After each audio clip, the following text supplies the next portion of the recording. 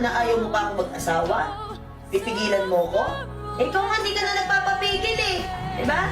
Pag napagsabihan ka, hihirapan mo pa ako. Hindi ganyan yung ugali mo. Ganyan yung nag-epekto sa'yo ni Saidin. Wala, hindi ka na yung dating Elaine. Kahit ang sakit-sakit na sa dibdib ko, na nakikita ko na yung pinalaki kong bata, nagiging matigas na. Na hindi na ako sinusunod. Kasi ngayon, sisimangutan mo kami pag magbablog tayo. Hindi ka naman ganyan ha. Diba? Kaya hanggang ngayon, hindi ako nag-aasawa. Ha? Kakabantay ko sa'yo kasi iniisip ko, kawawa naman si Elaine. Baka hindi pa nun kaya. Kasi yung mga atin yung iba, may mga asawa na.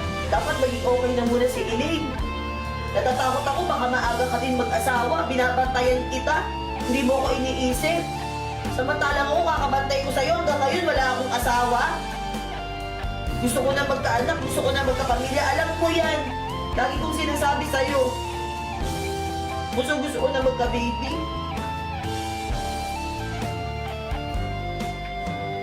Hindi ko magawa-gawa kasi iniisip kita. Ayaw, kung gusto mo na hindi ka mahiwalay kay Saidi, doon ka na tumira. Ibalik nyo doon yan.